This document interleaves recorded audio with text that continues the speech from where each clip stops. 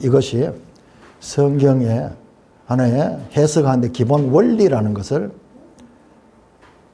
다시 또 확인하게 됩니다. 오늘 시간이 허락하는 대로 한번 짤막하게나마 한번 어떻게 연결되는가. 먼저 문자적, 문법적, 역사적 해석, 이 본문을 있는 그대로 봐야 됩니다. 자, 일단 보면은 오늘 이 거짓 선지자들이 나오는데 거짓을 예언하는 선지자들 나오는데 이 사람들은 무엇을 강조하냐면 꿈을 강조해. 여기서 꿈이라는 것은요, 이 꿈에 내가 어떤 말씀을 들었다 뭐 이런 것도 있고 자기 환상, 내가 어떤 환상을 봤다. 앞에 보면은 16절 보시면 16절 16절 만군의 여호와께서 이같이 말씀해 너에게 예언하는 선지자들의 말을 듣지 마라. 그들은 너에게 헛된 것을 그들이 말한 묵시는 자기 마음으로 말미암은 것이다. 묵시 이게 환상이고 영어로 비전이에요.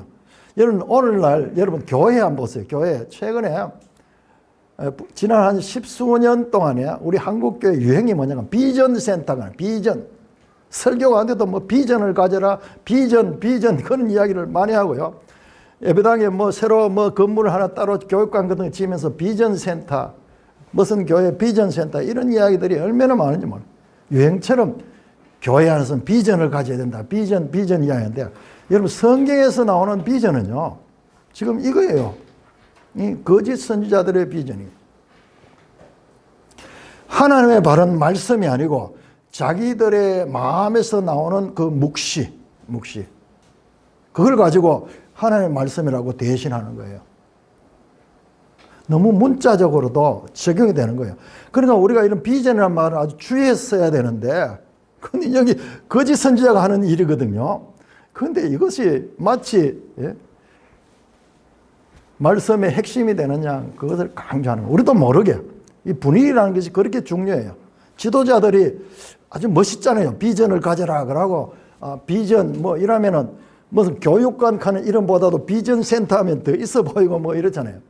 그런데 성경적인 단어를 사용해야 되는데 그 단어가 보니까는 거짓 선지자들이 좋아하는 그 말씀이야. 그리고 오늘 본문에도 보면 꿈을 이야기를 많이 하죠. 꿈을 꿨다. 하나님이 꿈에 내한테 말씀하셨다. 예언, 장래일에 대해 가지고 예언하는 그러한 것들. 자, 하나님께서는 이것을 계속 대조합니다. 28절 보면 꿈을 꾼 선지자는 꿈을 말하고 내 말을 받은 자는 내 말을 말한다. 자, 말씀과 꿈을 대조시킵니다. 그 꿈은 내 말이 아니고 어떻게 구별이 되느냐? 겨가 어찌 알곡과 같으냐? 겨는 껍질이잖아요. 알곡은 말씀이라 그러면은 그 꿈은 껍질 같은 거야. 아무 헛된 거, 무익한 거, 아무 의미 없는 거야. 그런데 사람들이 그걸 좋아해요. 지도자들이 또 그런 이야기를 하고 내가 계시를 받았는데 막 이렇게 이야기하면서 분위기가요. 그런 식으로 얼마나 흘러가고 있는지 몰라요. 큐티 한다 그러면서 큐티 말씀 탁 읽거든요. 이 말씀에서 주님께서 내한테 이런 말씀을 하셨다. 주님께서 이런 말씀하셨다. 이런 말들을 여사롭게 지금 교회 안에서 나누고 있습니다. 누가 또 기도 많이 한 사람 내 기도 가운데 하나님께서 내한테 이렇게 말씀하셨다. 그런데 그런 것들이 개인적인 체험에 머물러 있음까지는 우리가 말할 수 없지만은 그러나 오늘 말씀 보세요. 그런 말들을 하고 이런 것들이 얼마나 하나님 말씀과 다른가, 대조되는가.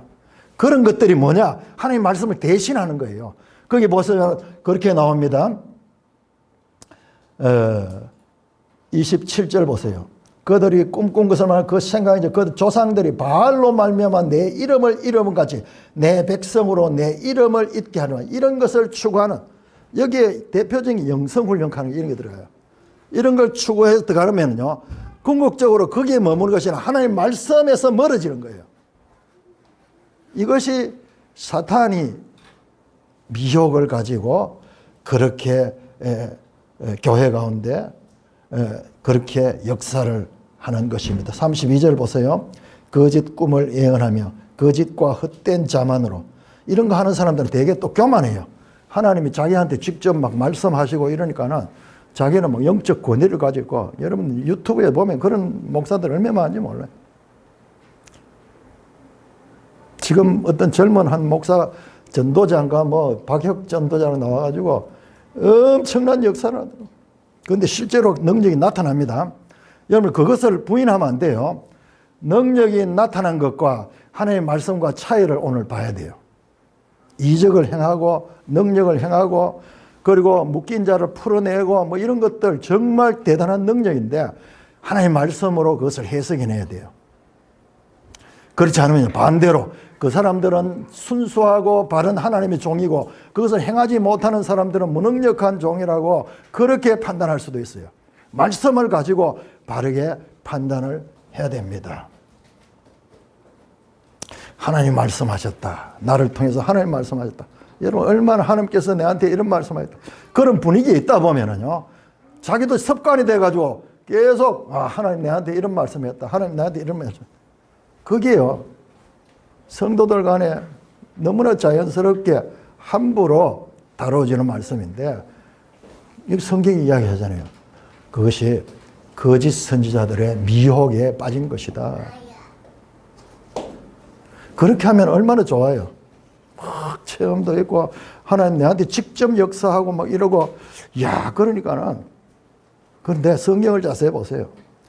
사람들의 평가나 내 기분이나 감정이 아니라 하나님의 말씀은요, 그것을 거짓 선지자들이 주로 사용하는 미혹이다, 미혹이다. 그렇게 말씀합니다. 자, 이것의 역사적 배경은, 항상 우리가 문자적, 문법적, 역사적, 1차적인, 자, 이때 에레미야 선지자는 유다가 멸망할 때입니다. 유다가 멸망할 때. 유다가 멸망할 때 거짓 선지자들이 얼마나 덕시하는지 몰라요. 그리고 하나님 바른 말씀을 전한 사람은 오히려 무시되고, 그리고 왕따되고, 심지어는 감금되고 폭행을 당하고 사람들로부터 외면당하는 그런 어려움을 겪습니다. 여러분, 에레미야의 별명이 눈물의 선지자예요. 이걸 40년 동안 전했지만 아무도 듣지 않은 거예요. 그러니까 1, 2년이 아니라 40년도 한평생을 하나님 말씀을, 바른 말씀을 전했는데, 전하면 전할수록 박해가 오고 무시당하고, 그래서 에레미야 자신도요, 너무 싫은 거야, 이게 너무 싫은 거야. 그렇지만은 이 하나님께서 이 역사하시는 건 하지 않을 수 없습니다. 여러분, 우선 오늘 말씀을 이 선지서에서 거짓 선지자 이야기가 가장 많이 나온 게 에레미야더라고요. 에레미야. 그 다음에 모세 오경에서부터 거짓 선지자에 대한 말씀이 나옵니다. 자, 영상 한번 떼어주시겠습니다. 모세 오경에서 이미 거짓 선지자 이야기는, 그러니까 거짓 선지자라는 것은 바른 선지자가 있으면 반드시 함께 있는 거예요. 바른 복음이 있으면 다른 복음이 함께 있는 거예요. 왜 그러면 이게 두 가지가 같이 있는가? 그걸 저는 좀 알겠어요. 여러분, 참 진리를 알기 위해서는요, 이 지금 말씀을 보세요. 이게 신명기 13장인데 이런 말씀들은 쭉 읽다 보니까는 계속 성경을 많이 읽으면은, 야, 이 말씀이 연결되는 게 있어. 자, 일단 선지자나 꿈꾸는 자가 나서 이적과 기사를 얘기해. 자, 보세요. 거짓 선지자가 반드시 하는 것이 이적과 기사입니다. 소위 표적을 행하는 표적. 그리고 그것이 그냥 말로만 되는 것이 아니라 그 이적과 기사가 이루어지는, 실제로 되는 거예요. 실제로 안수하니까 병자가 낫고 안전뱅이가 일어서고 그런 역사가 일어납니다. 보세요. 이적과 기사를 내게 보이고 네가 말한 그 이적과 기사가 이루어집니다. 이게 안 이루어지면은 우리가 저거 봐라, 저 엉터리다 이렇게 하겠는데 실제로 능력이 나타나고 기적이 일어나는 거예요. 자, 그렇지만은 너는 그 선지자나 꿈꾸는 자의 말을 청정하니 이는 너희 하나님 여호와께서 너희가 마음을 다하고 뜻을 다하여 너희 하나님 여호와를 사랑하는지 여부를 알려서 너희를 시험하심이라. 거짓 선지자와 참 선지자가 같이 존재하고 거짓 교회와 참 교회가 같이 존재하는 이유는요, 참 교회가 참 교회 되게 하고 선지자의 바른 선지자의 말이 바르게 되도록 하는 거예요. 그렇지 않으면요, 이것이 휩쓸려가는. 그래서 보세요, 이게 중요합니다. 하나님이 정말 너희가 마음을 다하고 뜻을 다하여 너희 하나님 여호와를 사랑하는지 여부를 알리려고. 자, 눈앞에 보이는 기적이나 능력, 체험 이런 것보다도 내가 하나님을 더 사랑하느냐 아느냐를 이걸 가지고 딱 시험을 하는 거예요. 그러냐 10중 8구는요 재료 다 넘어갑니다. 말씀이 없으면 100% 넘어갑니다. 왜냐? 눈에 보이고 잡히는 거고 역사가 분명히 일어나니까요. 4절입니다. 너희는 너희 하나님 여호와를 따르며 그를 기억하고 그의 명령을 지키며 명령과 목소리를 청종하여 그를 섬기며 그를 의지하라. 그런 선지자나 꿈꾸는 자는 죽이라. 이는 그가 너희를 애굽 땅에서 인도하여 내시며 종되었던 집에 속량하신 너희 하나님 여호와를 배반하게 하려 하며. 자, 저런 것을 쫓아가면 하나님으로부터 멀어지는 거예요. 너희 하나님 여호와께서 내게 행하는 명령하신 도에서 너를 떼어내려고 말했다. 하나님 말씀 대신 눈에 보이는 체험들, 그런 기적들, 이사 이런 것들을 추가드려요. 이게 교회 시대 늘 있어 왔어요. 여러분 교회사를 돌아보면요, 항상 이것이 강했어요. 거짓 선지자들의 가르침이 항상 교회를 지배해 왔어요. 여러분 우리 종교개혁 이야기하지만요, 그건요 정말 소수의 사람들이요, 그 시대에 전부 다가 그걸로 끌려갈 적에 소수의 사람들이 말씀을 붙들고 그렇게 나와서 그렇게 이겨내왔던 거예요. 진리가 거짓 가운데서 이겨내면서 그렇게 온 역사가 교회 역사입니다. 자, 그런데 이 데살로니가후서 신약 시대에 사도 바울이 데살로니가후서를 이야기하는데요, 그때 불법한 자가 나타나니, 불법한 자 하는 것은요 하나님의 말씀 대신 다른 걸 행하는 자예요. 불법을 행하는 자. 그러니까는 이 자기가 아무리 이게 하나님 말씀이다 말씀이라고 해도 하나님 말씀이 아닌 걸 갖다가 하나님 말씀하는 불법을 행한 자 나타나요. 주 예수께서 그 입의 기운으로 그를 죽이시고 강림하시면 나타나요. 이게요, 이게 계시록까지 이제 같이 보니까는 이게 바로 마지막 최후의 전쟁이에요. 아까 우리 읽었던 요한계시록 같은 거예요. 같은 건데 너무나 단순하게 압축해 나누기는 우리가 감을 잡을 수 없죠. 자, 악한 자에 나타나면 사탄의 활동을 따라. 자, 이 악한 자들이 일을 하는 것은요, 그 배후에 사탄이 있는 거예요. 사탄에 따라 모든 어떻게 능력과 표적과 거짓 기적과 불의의 모든 속임으로 멸망하는 자들. 자, 이거 잘 봐야 됩니다. 능력, 표적, 기적, 속임. 자, 이거 오늘날 이거 여러분 맛보고요. 이게 지금 교회 앞에서 막 부흥회를 하는데 이런 역사가 일어나고 이러면 사람들 전부 여기 다 솔려납니다. 이제는 그분은 영웅이 되어버려요. 그래서 그 집회를 하면은 사람들이 볼 때같이 모이겠네. 말씀으로 분별해야 돼요. 오히려 악한 자에 대한 사탄의 활동을 따라. 자, 여러분, 그럼 성경에 예수님도 기적을 행하고 사도들도 기적을 많이 행하고 그렇게 했는데, 그럼 그게 뭐란 말이냐? 여러분 잘 분별해야 됩니다. 자, 예수님이 기적 행하신 건 예수님이 하나님의 아들이심을 나타내는, 하나님의 아들이심을 나타내는 그런 표시해야 돼요. 사도들도요, 그 예수님께로부터 이제 교회 시대가 처음 개척되면서 사람들을 이끌어가는데 그런 것들이 하나의 수단으로 사용이 되었어요. 그러나 이제 성경이 완성되고 교회가 제대로 세워진, 소위 사도들이 끝난 다음엔요. 여러분 사도행전에는 그런 기적들이 많이 나타납니다.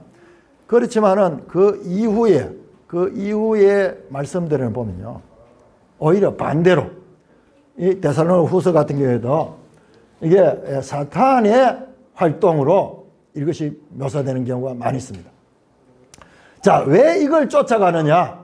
그들이 진리의 사랑을 받지 아니함으로 구원받지 못한다.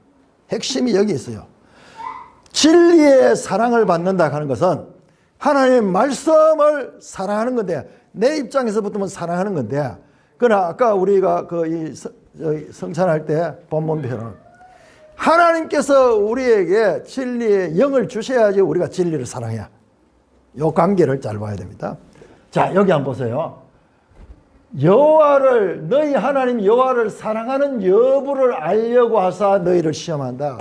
기적이나 능력 이런 것들을 쫓아가느냐, 하나님의 말씀을 쫓아가느냐, 이걸 딱 보면은 그럼에도 불구하고 말씀을 따라가는 자, 진리의 사랑을 받는 자고 하나님을 사랑하는 자요. 하나님을 사랑하는 자. 그러나 거의 대부분은 여기 다 따라요. 여기 따라. 저 개인적으로도 여기까지 올 때까지 이 말씀을 제대로 깨닫기까지요. 얼마나 많은 경우 이리로 이거는 뭐 체험이니까는 직접 내가 경험하는 거니까 여기를 경험하면요. 그 맛을 보면은 정말 그걸 떠나지 못해요. 계속 그걸 추구하게 되는 거예요. 그러나 하나님의 말씀에서는 점점 멀어져요.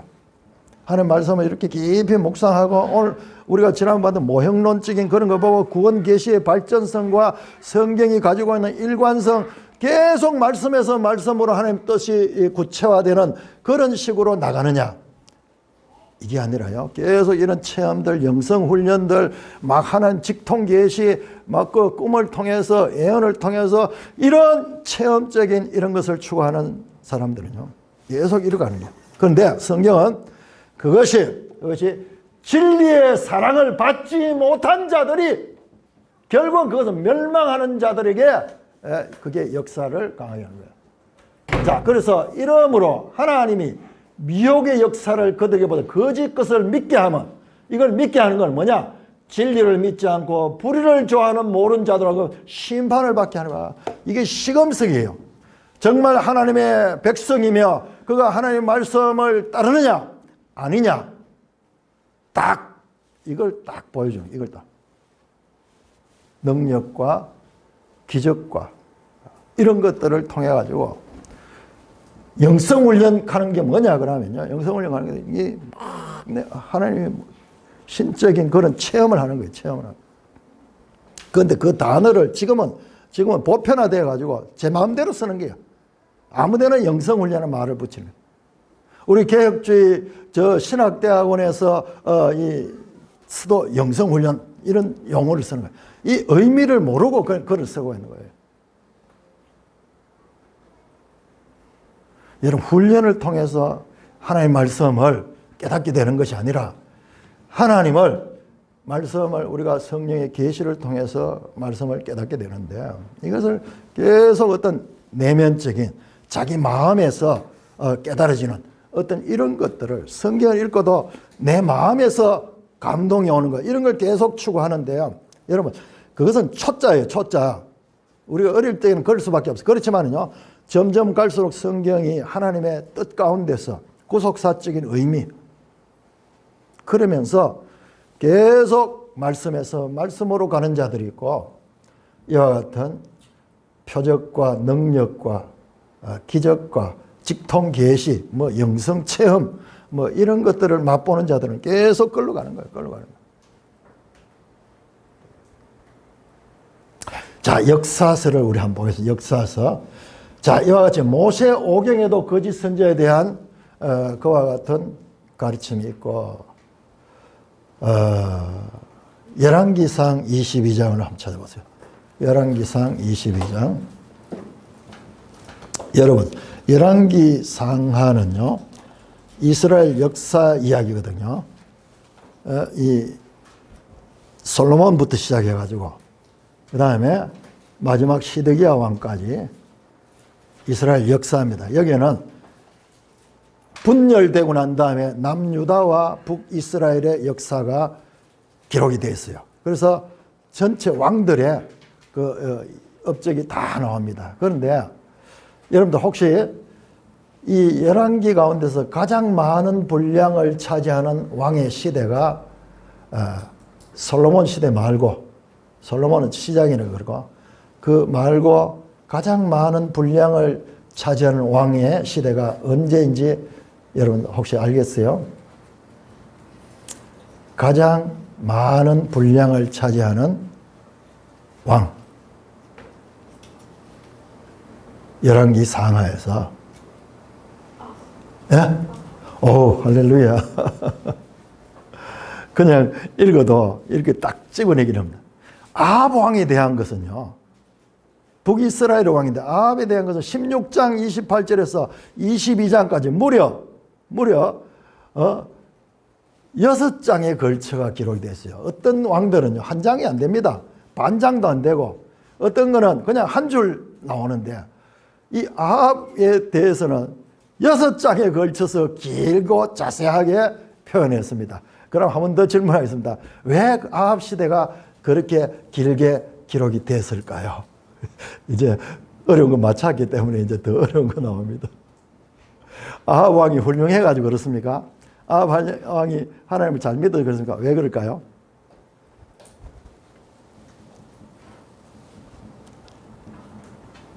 예.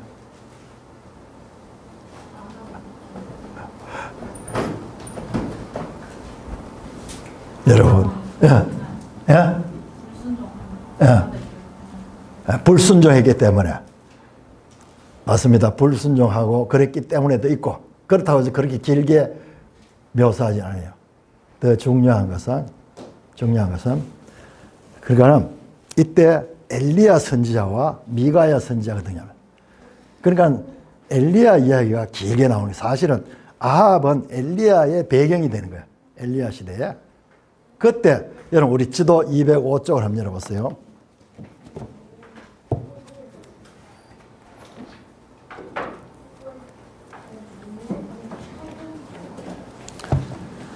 지도 205쪽을 보시면은 역사상 선지자들 나오죠. 선지자가 아주 중요하죠. 자, 선지자들 가운데 제일 먼저 나온 엘리야, 미가야, 엘리사, 이 세 분 선지자는 그냥 행위 선지자입니다. 기록이 없어. 아니, 기록이 없다는 것이 아니고 그들이 썼는 책이 없다는 말이에요. 엘리야서, 미가야서, 저 뒤에 나오는 미가하고 다릅니다. 그 다음에 엘리사서 하는 건 없잖아요. 요나서, 호세아서, 아모스는 있지만은 그 엘리야는 많은 기록은, 역사적인 엘리야의 기록은 많지만은 엘리야가 직접 하나님의 말씀을 받아서 선 책이 없다는 그 말이죠. 그런데 처음에 세 선지자가 기록 선지자 아니고 그 뒤로 요나부터 시작해서 기록 선지자예요. 기록 선지자. 기록하지 않는 선지자인데 여러분 이때 보세요. 이때 엘리야와 미가야 시대가 이게 같은 시대야. 미가야. 오늘은 우리가 미가야 선지자에 대해서 오늘 본문하고 연결해서 한번 보겠습니다. 자, 22장에 보시면은 22장 전체 배경이 어떤 거냐 그러면은 여러분 북이스라엘의 이 아합 왕과 그 다음에 남유다에는 여호사밧 왕이 있었어요. 이 두 사람이 사이좋게 연합했어. 연합. 주로 역사 가운데서 이 남쪽과 북쪽이 서로 막 이 대립됐었는데 이때는 이 아합 왕 때는 남쪽 여호사밧 왕과 둘이가 연합하고 둘이가 동맹 관계로 그렇게 됐어요. 그러자 자, 이 아합 왕이 그때 이 이스라엘을 괴롭히던 나라가 아람이에요. 북쪽에 그 아람인데 그때 아람 왕에 의해서 이스라엘이 길랏 라못이라는 땅을 빼앗겼어. 그러니까는 좋은 때가 되니까 여호사밧 남쪽 왕을 통해 가지고 말합니다. 우리가 같이 저 빼앗긴 땅을 다시 도로찾자. 우리가 연합해 가지고 그렇게 이야기를 하니까는 남유다의 여호사밧 왕이 그렇게 우리의 판단만 가지고 전쟁을 할 것이 아니라 선지자를 불러가지고 선지자에게 이것이 타당한가 한번 물어보자. 그렇게 이야기를 합니다. 그러니까는 아합 왕이 그 의견을 받아들여가지고 선지자 400명을 모아놓고 내가 지금 이 아람과 전쟁을 하고자 하는데 어떻게 하면 좋겠느냐. 그러니까 사람들이 다 전쟁을 하십시오. 그러면 하나님이 승리하게 합니다. 12절, 22장 12절. 모든 선지자도 그와 같이 예언하여 길랏 라모스로 올라가 승리를 얻어서 여호와께서 그 성읍을 왕의 손에 넘기시리다 하더라. 하나님이 그렇게 말씀하셨다고 하나님 공격하시면은 우리가 승리하도록 합니다. 그렇게 이야기를 하니까는 여호사밧 왕이 아합에게 묻습니다. 이 선지자들 말고 다른 선지자는 없습니까? 그러니까 비로소 아합 왕이 이야기를 하는 거야. 한 놈 있긴 있는데 그 놈은 입만 떼다 가면 내한테 비판적인 이야기를 한다. 길한 일을 이야기하지 않고 흉한 일만 늘 말한다. 그러니까 그래도요 선지자 이야기를 우리가 바르게 들어야 됩니다. 그러면서 이 여호사밧이 그 선지자를 한번 보자고 하는 거예요. 그러니까 22장 19절입니다. 19절. 22장 19절에서 24절 한번 교독해 보겠습니다. 22장 19절. 열왕기상 22장 19. 미가야가 이르되 그런즉 왕은 여호와의 말씀을 들으소서. 내가 보니 여호와께서 보좌에 앉으셨고 하늘의 만군이 그의 좌우편에 모시고 서 있는데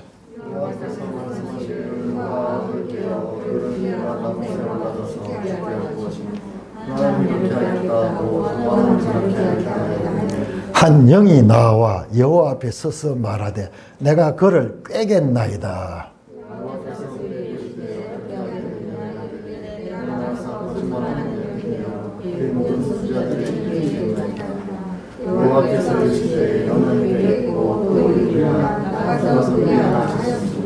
이제 여호와께서 거짓말하는 영을 왕의 이 모든 선지자의 입에 넣으셨고 또 여호와께서 왕에 대하여 화를 말씀하셨나이다. 그나냐의 아들 시드기야가 가까이 와서 미가의 뺨을 치며 이르되 여호와의 영이 나를 떠나 어디 가서 네게 말씀하셨느냐. 무슨 말이냐 그러면 여러분 이건 자세히 읽어야 돼요. 그림을 쫙 봐야 돼. 미가야가 뭐라고 하는가. 갑자기 미가야가 자기가 하늘에서 하나님이 회의하는 걸 봤다는 거예요. 여호와께서 보좌에 앉아있고 하늘의 만군이 그의 좌우편은 우리 이 사극에 보면은 왕이 있고 그 다음에 그 대신들이 좌우에 쫙 앉아있잖아요. 하나님 보좌에 앉아있고 그 회의, 하늘 의전 회의를 봤다는 거예요. 그런데 그 회의를 가니까는 하나님께서 이 땅에 아합 왕을 깨가지고 저걸 죽게 하려고 그러는데 어떻게 하면은 저를 죽이겠나. 그러니까는 회의들을 하거니 하나는 이렇게 하고 하나는 저렇게 하겠다고 서로 의견을 주고받는 거야. 그런데 갑자기 21절 한 영이 딱 나와가지고 내가 그를 깨겠습니다. 자, 이게 천군입니다. 하늘의 영입니다. 네가 어떻게 그를 깨겠냐. 22절 여호와께서 말씀입니다. 그가 말합니다. 내가 거짓말하는 영이 되어 그 모든 선지자의 입에 있겠나이다. 모든 선지자들에게 거짓말하도록 그렇게 하는 거예요. 그러니까는 선지자가 지금 한 400명이 다 전쟁하면 이긴다 그랬거든요. 미가야 혼자 빼놓고는. 지금 그게 그냥 있은 게 아니고 이 영계에서 그와 같은 역사를 했는 거예요.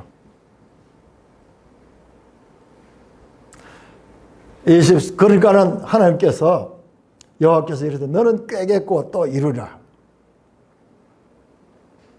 23절에 미가야가 말합니다. 여호와께서 거짓말한 영을 왕의 이 모든 선지자의 입에 넣으셨고 또 여호와께서 왕에 대하여 화를 말씀하셨습니다. 그러니까 옆에 있던 다른 선지자가 시드기야라는 선지자, 이 왕 말고 다른 이름이에요. 누구의 아들 나오자. 누구의 아들 가면은 미가야가 그 이야기를 뺨을 치면서 하나님이 내한테 있었는데 언제 네한테가 그런 말씀하더냐 하면서 미가야를 치는 장면. 이 장면 되게 이게 재밌는 장면이에요. 자, 여러분 에레미야 자 23장 18절을 한번 열어보세요. 여러분 이렇게 보면은 에레미야서가 보이는 거예요. 23장 18절 같이 읽습니다. 시작. 누가 여호와의 회의에 참여하여 그 말을 알아들었으며 누가 귀를 기울여 그 말을 들었느냐. 자 22절 시작. 그들이 만일 나의 회의에 참여하였더라면 내 백성에게 내 말을 들려서 그들의 악한 결과 악한 행위에서 돌이키게 하였으리라. 자, 여호와의 회의라는 말이 나오죠. 자, 거짓 선지자들은 하나님께서 말씀하지 않는 것 같다가 하나님 말씀하셨다, 하나님이 이렇게 말씀하셨다, 그렇게 주장하는 자들과 앞에 나오죠. 자기 마음에서 나오는 말을 하는 거야. 하나님이 주신 말이야. 여호와의 회의에 그들이 참석하지도 않은 사람들이야. 누가 여호와의 회의에 참석했나 그 말이에요. 미가야는 우리가 봤듯이 여호와의 회의에서 일어나는 그걸 받는 거예요. 하나님께서 그걸 보여주시는 거예요. 그래서 하나님 뜻이 무언가를 확실히 알고 있는 거예요. 나머지 사람들은 시세에 휩쓸려 가지고 왕의 이 원하는 왕의 마음에 맞춰 가지고 전부 전쟁하러 가면 됩니다.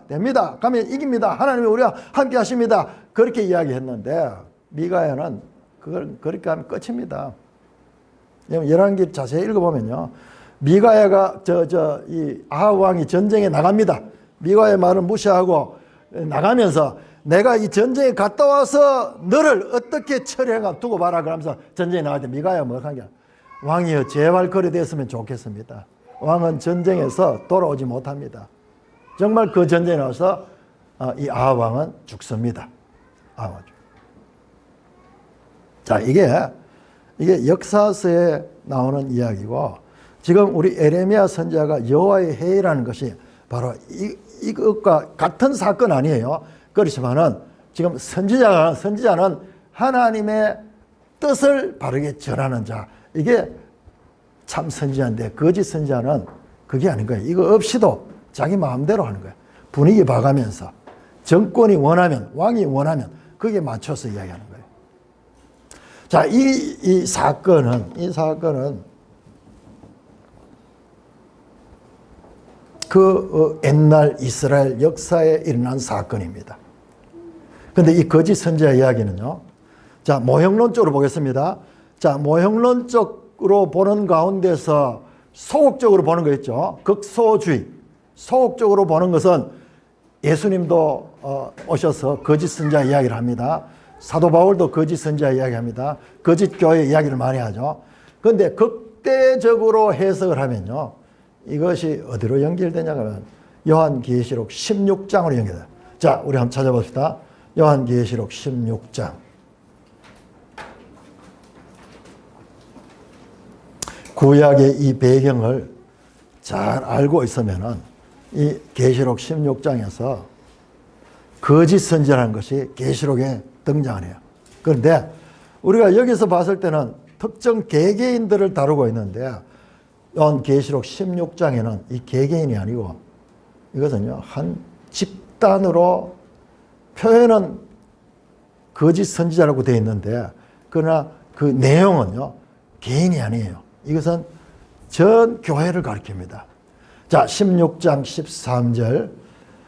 또 내가 보매 개구리 같은 새 더러운 영이 용의 입과 짐승의 입과 거짓 선지자 입에서 나오니 삼위일체입니다. 악의 삼위일체. 용, 짐승, 거짓 선지자. 이 세 개가 용의 지배를 받고 있어요. 용의 지배를 받고. 여러분 용은 뭐냐 그러면은 자 14절에 보니까 자 이 세 영이 뭐냐 귀신의 영이야. 자 이 귀신의 영이 하는 게 뭐냐 이적을 행해. 여러분 이적이 이렇게 표현됩니다. 지금 구약부터 시작해서 신약까지. 자, 이 귀신의 이 영이 이적을 행하죠. 그 이적을 보고 천하의 모든 왕들이 그 능력을 보고 그 앞에 굴복하고 그가 명령하는 데 따라가는 거예요. 이적은 그렇게 능력이 있어요. 기적을 행하면서 초능력을 발휘하면 사람들이 막 그 앞에는 다 굴복하는 거예요.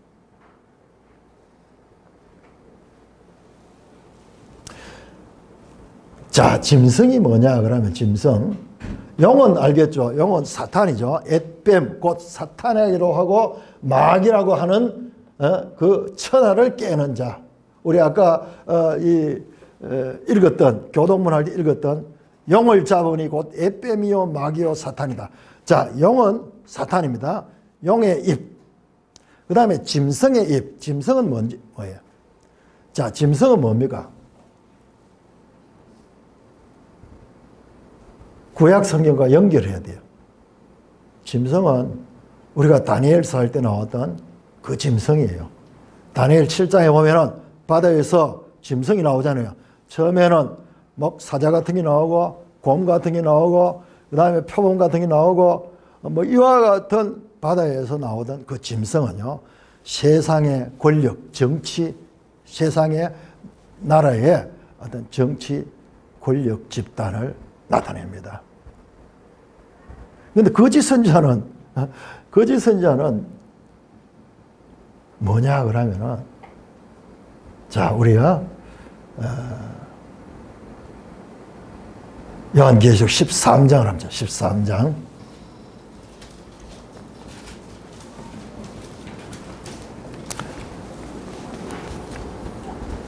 (13장)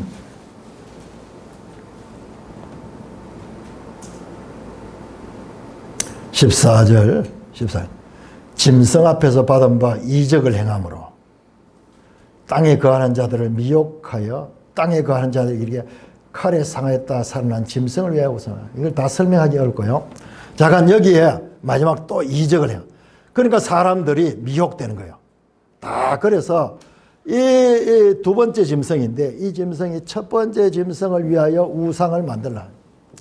자, 동일하게 이 귀신들은 지금 악의 삼일체라고 하는데 이 용의 입 그리고 짐승의 입 거짓 선지자의 입에 나오는 이것들은 전부 다 이적을 행합니다. 공동적으로. 자, 이 이적을 통해서 그들은 세상 모든 사람들에게 높임을 받습니다.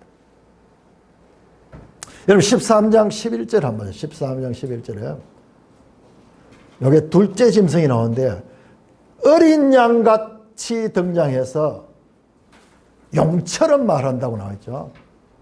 어린 양같이 등장해서 용처럼 말. 요 둘째 짐승이 거짓 선지자예요. 뒤에 보면 다 풀어집니다. 어린 양같이만은 용처럼 말하는 요 존재, 요것이 거짓 선지자예요. 여러분 딱 그렇잖아요. 어린 양, 예수님 같잖아요. 그러나 사탄이잖아요. 용은 사탄이잖아요. 그리고 말은 예수님을 전하고 예수님을 믿으라 그러고 예수님을 가르치는 거 이게 예수님 뜻이다. 그렇게 하면서 결과적으로 뭐냐? 용처럼 용이 사탄이 그 배후에 그를 사용하는 거예요.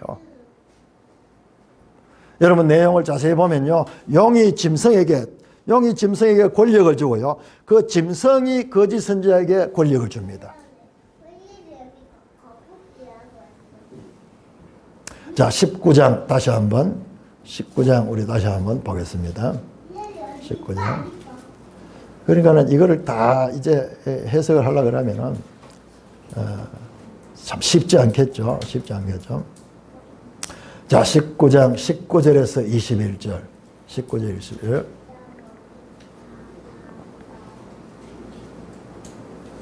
(19절입니다) 또 내가 보매 그 짐승과 땅의 임금들과 그들의 군대들이 모여. 보세요. 짐승.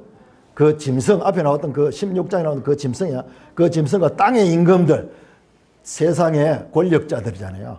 그리고 그 권력자들의 군대들이 다 이 짐승과 함께 모이는 거예요. 그래서 누구와 싸우느냐 그러면은 그 말탄 자와 그의 군대와 더불어 전쟁. 그 말탄 자가 누구냐 그러면은 바로 19장 앞에 나오는 예수님이 재림하는 그 예수님이에요. 예수님. 하늘의 군대와 이 땅의 세상의 군대들, 세상의 권력이 서로 전쟁하는데, 자, 그 결과 20절에 어떻게 돼? 짐승이 잡히고 그 앞에서 표적을 행하는 거짓 선지자도 함께 잡힌다. 이 거짓 선지자는 무엇 하는 자냐? 짐승의 표를 받고 그의 우상에게 경배하는 자를 표적으로 미혹한 자다. 이 짐승을 위해 가지고 봉사하던 그 자가 거짓 선지자예요. 이게 다 잡혀서 둘이 산채로 유황불 붙는 못에 던져지고, 짐승과 거짓 선지자가 하는 팀이 돼가지고 이랬는데, 결과적으로 이것이 예수님 재림 때 완전히 불못에 던져집니다. 자, 20장 10절, 20장 10절도 똑같은 전쟁 이야기 나옵니다. 전쟁 이야기 나옵니다. 전쟁이, 여기 또 전쟁이 있고, 여기 또 전쟁이 있고. 그래서 계시록일 때 늘 헷갈리는데, 여기에 또 심판이 있고, 여기 또 백보자 심판이 있고, 이게 늘 헷갈리는데, 이게 같은 사건의 다른 국면에서 보는 거예요. 자, 20장 10절 같이 있습니다. 시작. 또 그들을 미혹하는 마귀가 불과 유황못에 던져지니 거기는 짐승과 거짓 선지자에서 세세 밤낮도록 괴로움을 받으라. 자, 예수님이 재림하셔서 하시는 일은 마귀, 짐승, 거짓 선지자, 이 세 개가 다 불과 유황못에 던져집니다. 우리 표현하면 소멸되는 건데, 그러나 이 영계의 소멸은요, 우리하고 또 달라요. 우리 땅에는 그냥 죽으면은 부패해가지고 없어지는데, 이거는 또 다른 차원이라. 다시는 이 악의 삼위일체가 나타나지 못합니다. 사랑하는 형제 자매 여러분, 오늘 이 에레미야의 거짓 선지자 이야기하다가 최후의 전쟁까지 나왔는데요. 여러분, 여기에 모형론적으로 하는 거짓 선지자가요, 궁극적으로 뭐냐? 교회예요, 교회. 마지막 때 교회가요, 마지막 때 교회가 이렇게 다수의 에레미야 시대의 거짓 선지자들이 에레미야를 박해했듯이, 마지막 때 교회가요, 다수의 거짓 교회가 참 진리의 교회를 박해하고 무시하고 왕따시킵니다. 그러니까 이 에레미야 이야기가 그냥 이스라엘 역사의 과거 이야기가 아니라 모형론적 극대주의로 해석하면요, 이게 오늘날 우리 교회와 연관이 되는 거예요. 그러니까 우리가 그 세미나에 논문을 썼던 그 교수님은 성경을 제대로 해석하려고 하면 이 극대주의로 나가야 된다. 그 이야기가 바로 이런 이야기인 거예요. 안 그러면 이 이야기가 전부 따로따로 나오는 이야기예요. 그런데 이 구약에 나오는 이야기들이 하나도 그냥 이야기가 아니에요. 다 궁극적으로는 예수 그리스도와 이 하나님 나라와 연관되어 있습니다. 그때 당시에 400여 명이 거짓 선지자였고, 그리고 에레미야 시대에 아주 외롭게, 그 미가야 시대 때, 아까 그 아합 시대 때 400여 명이 거짓 선지자고, 그 다음에 참 선지자 하나밖에 없었어. 따귀를 때리고 무시하고 침을 뱉고, 지금 에레미야 경우도 같아요. 마찬가지로 감옥에 갇히기도 하고 폭행을 당하기도 하고 그럽니다. 오늘날 교회로 적용을 시켜보면요, 오늘날 교회가 많이 있습니다. 우리 한국 교회는 참으로 복된 교회잖아요. 그러나 이 안에서도 많은 거짓 선지자들이 말씀을 전하고 있습니다. 그것이 참 교회라고 하면 전부 자기 교회가 옳은 교회라고 이야기합니다. 여러분들, 우리가 어떻게 그걸 분별할 수 있어요? 성경으로 분별할 수 있습니다. 성경으로 분별할 수 있습니다. 그들이 무엇을 추구하는가? 기적과 이적과 무슨 체험과 뭐 이런 것들, 이걸 추구하면 추구할수록 진리의 말씀에서는 점점점 멀어집니다. 바른 말씀을 추구한 자는 그 말씀에서 말씀으로 깊이 계속 들어갑니다. 여러분, 그것을 말씀을 가지고 있으면요, 딱 분별이 돼요. 바른 말씀이 없는 교회는요, 말씀 적당하게 하고 계속 실제로 추구하는 이런 것들이에요. 오늘날 우리 한국 교회도 그런 거 얼마나 많이 몰라요. 김민호 목사님이 한 번씩 저 강의하는 가운데 뭐 드레스디아스, 알파 뭐 이런 이야기를 하시죠. 여러분들은 모르는 거예요. 실제로 그런 것들이 얼마나 많이 사용되고 있는지. 하나님 말씀 아니고 체험적이고 그리고 감성에 호소하는 그와 같은 마인드 컨트롤 같은 또는 이 심리주의적인 그런 내용들, 그런 것들이요. 하나님 말씀 대신에 아주 고상한 기독교인 듯이 그렇게 적용이 되고, 그렇게 했을 적에 교인들이 많이 모이고 좀 수준이 고상해 보이고 복음을 바로 전하면은 듣기 싫어하고 사람들이 인기가 별로 없으니까 목회자들이 계속 그런 데 맞춰가 위로해주고 그들이 듣기 좋은 이야기하고 좀 철학적이고 심리학적이고 뭔가 영성훈련 이런 신비적인 이런 것들을 가미해서 설교를 하면요 되게 사람들이 솔기대하고 듣기 좋아하는 거예요. 그래서 성경 분명히 말하고 있습니다. 바른 교회와 그렇지 않은 교회, 참 선지자의 말씀과 거짓 선지자의 말씀, 이 에레미야서에 나오는 이 거짓 선지자 이야기는 과거 역사를 우리에게 가르친 것이 아니라 오늘 현재 이 시대, 그리고 궁극적으로 오늘 봤잖아요. 계시록 마지막에 하나님의 심판은 바로 거짓 선지자들은 짐승과 용과 한편이 되어가지고 멸망으로 가게 되고 그 가운데서 끝까지 하나님의 말씀을 붙드는 그 교회만이 진정한 새하늘 새 땅에 편입되는 그런 교회라는 것을 압축적으로 그렇게 우리가 말씀을 할 수 있는 것입니다. 하나님 아버지 은혜를 감사합니다. 오늘 에레미야서를 모형론적 극대주의로 해석해 보니 참으로 이 말씀이 너무나 우리에게 주어지는 말씀인 것을 깨닫게 됩니다. 참으로 가장 어리석은 인생이 누구냐? 크리스찬이라 하며 교회 다닌다 하며 일생을 헌금도 하고 거기에 이 시간과 물질을 들이면서 그럼에도 불구하고 거짓 선지자들의 가르침을 즐거워하며 그것을 기뻐하고 그들과 한편이 되어서 많은 다수의 그리고 좋은 눈에 보이는 사람들이 보기에 그럴 때 보이는 그런 것들의 위안을 얻으며 하나님의 바른 진리, 바른 말씀 대신에 그 바른 말씀의 사랑을 받지 못하고 오히려 세상적인 그런 것들을 즐거워하며 그런 것들의 위안을 얻는 다분히 세속적인 그런 사상을 가지고 있다가 하나님의 심판에 용과 짐승과 더불어서 같이 멸망으로 가는 그런 교회들이 많이 있게 될 것을 알게 하셨습니다. 아버지 하나님, 저희 산돌교회를 하나님 붙들어 주시고 인도하여 주셔서 모든 성도들 어린아이에 이르기까지 그 하나님의 말씀에 우선순위를 두며 그 말씀을 바르게 깨닫고 그 말씀에 순종하는 산돌교회가 되게 하여 주옵시며 그 교회가 이어질 적에 참으로 이 교회는 구원의 방주가 될 것이며 이 교회는 하나님이 기뻐하시는 교회가 될 것이며 그러나 이 교회가 이 정체성을 잃어버리고 수적으로 양적으로 부흥한다 할지라도 그 길로 가지 않게 하여 주시옵소서.